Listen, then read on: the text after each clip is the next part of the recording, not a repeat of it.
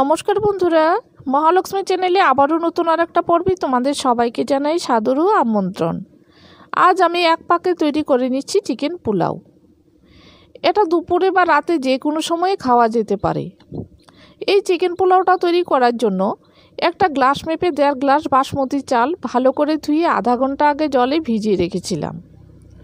গ্যাসে একটা সসপ্যান বসিয়ে দিয়ে দিচ্ছি 50 ml মতো সর্ষের তেল। তেলটাকে গরম করে নিয়ে 2 টুকরো করে কেটে নেওয়া কয়েক টুকরো আলু দিয়ে দিচ্ছি, আর দিয়ে দিচ্ছি 2 টুকরো করে কেটে নেওয়া কয়েক টুকরো গাজর। একটা ছোট চামচে হাফ চামচ লবণ দিয়ে দিলাম। এবার গাজর ও আলুটাকে কিছুক্ষণ ধরে ভেজে নেব। গ্যাসটাকে মিডিয়াম আঁচে রেখে কিছুক্ষণ পর পর গাজর ও আলুটাকে নেড়ে দিচ্ছি।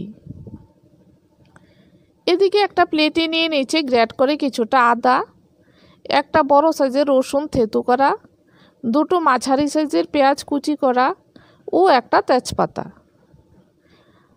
গাজর ও আলুটা যখন হালকা ভাজা হয়ে এলো তখন দিয়ে দিচ্ছি পেঁয়াজ, আদা, রসুন ও তেজপাতাটা।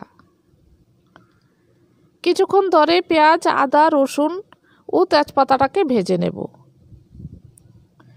কিছুক্ষণ পর পর নেড়ে নেড়ে আদা, পেঁয়াজ ও তেজপাতাটাকে ভেজে নিচ্ছি।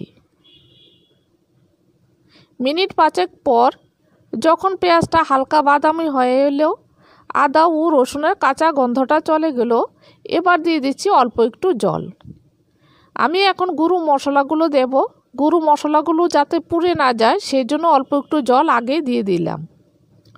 জলটা দিয়ে দিচ্ছি অর্ধেকটা টমেটোকে 2 টুকরো করে, 1 চামচ লঙ্কার গুঁড়ো, 1 চামচ হলুদ গুঁড়ো, হাফ চামচ জিরে গুঁড়ো, হাফ চামচ ধনে গুঁড়ো ও সানরাইজের শাহি গরম মশলা 1 চামচের মতো দিয়ে দিলাম।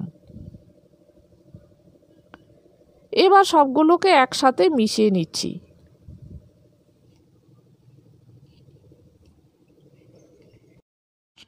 এবার আমি ধীরে ধীরে মশলাটাকে কষিয়ে নেব।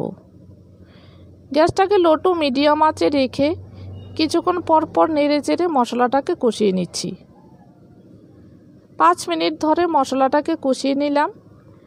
এবার দিয়ে দিচ্ছি আগে থেকে লবণ হলুদ দিয়ে মেখে রাখা চিকেনের পিসগুলি। এখানে আমি 4টা লেগ পিস ব্যবহার করেছি। লেগ পিস না থাকলে চিকেনের বড় বড় টুকরো দিয়েও এই রান্নাটা করা যেতে পারে। চিকেনটাকে ভালো করে মশলার সাথে মিশিয়ে দিচ্ছি। এবার একটা ঢাকনা দিয়ে 3-4 মিনিট রান্না করে নেব। 3-4 মিনিট পর ঢাকনাটা খুলে চিকেনগুলিকে আবারও নেড়ে দিচ্ছি। এইভাবে ঢাকনা খুলে ঢাকনা দিয়ে কিছুক্ষণ পর পর নেড়ে চেড়ে চিকেনটাকে কষিয়ে নিচ্ছি। এই সময়ে যদি চিকেনের নিচ থেকে জলটা শুকিয়ে যায় তাহলে অল্প একটু জল দিয়ে চিকেনটাকে ভালো করে কষিয়ে নিতে হবে। 8-10 মিনিট ধরে আমি চিকেনগুলিকে কষিয়ে নিলাম। এবার দিয়ে দিচ্ছি আগে থেকে ভিজিয়ে রাখা বাসমতি চালগুলি। বাসমতি চালটা দিয়ে ভালো করে চিকেনের সাথে মিশিয়ে দিলাম। এবার দিয়ে দিচ্ছি এই গ্লাসটা মেপে 1.5 গ্লাস চাল আমি ভিজিয়ে রেখেছিলাম।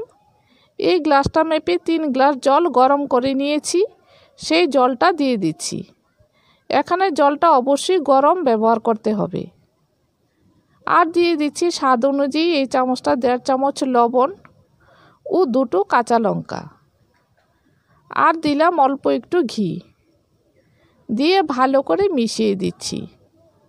এই সময়ে লবণটা চেক করে নিতে হবে। জলটা যদি নোনতা হয় তাহলে পোলাওর মধ্যে লবণের পরিমাণটা ঠিক হবে।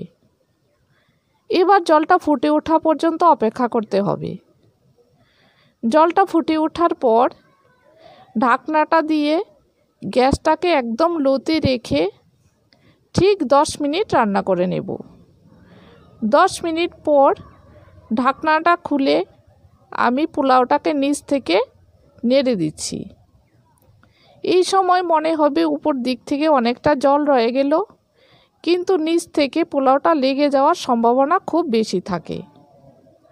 ভালো করে পোলাওটাকে নিচ থেকে নেড়ে দিলাম। নেড়ে দিয়ে আবারও ঢাকা দিয়ে 3-4 মিনিট রান্না করে নিচ্ছি। 3-4 মিনিট পর গ্যাসটাকে অফ করে দিলাম। এবার ঢাকনাটা খুলে পোলাওটা উপর দিক থেকে দেখিয়ে দিচ্ছি। এখন মনে হচ্ছে চালটা শক্ত রয়ে গেল, একটু একটু জল জলে ভাব রয়ে গেল, কিন্তু ঢাকা দিয়ে স্ট্যান্ডিং টাইমে রেখে দিলে পোলাওটা ঠিক সেদ্ধ হয়ে যাবে ও ঝরঝরেও হয়ে যাবে। আমি ঢাকনাটা দিয়ে আধা ঘন্টার জন্য রেখে দিলাম। আধা ঘন্টা পর ঢাকনাটা খুলে পোলাওটাকে আমি থালে সার্ভ করে দিচ্ছি। পোলাওর মধ্যে চিকেন, আলুটা ও চালটা সঠিকভাবে সেদ্ধ হয়েছে ও পোলাওটাও ঝরঝরেভাবে তৈরি হয়েছে। এইভাবে এক পাকে চিকেন পোলাও তৈরি করলে রাতে বা দুপুরে যে কোনো সময় তৃপ্তি করে খাওয়া যাবে। এই রেসিপিটা যদি তোমাদের কাছে ভালো লাগে তাহলে আমার চ্যানেলটাকে লাইক, শেয়ার ও সাবস্ক্রাইব করার জন্য অনুরোধ করছি।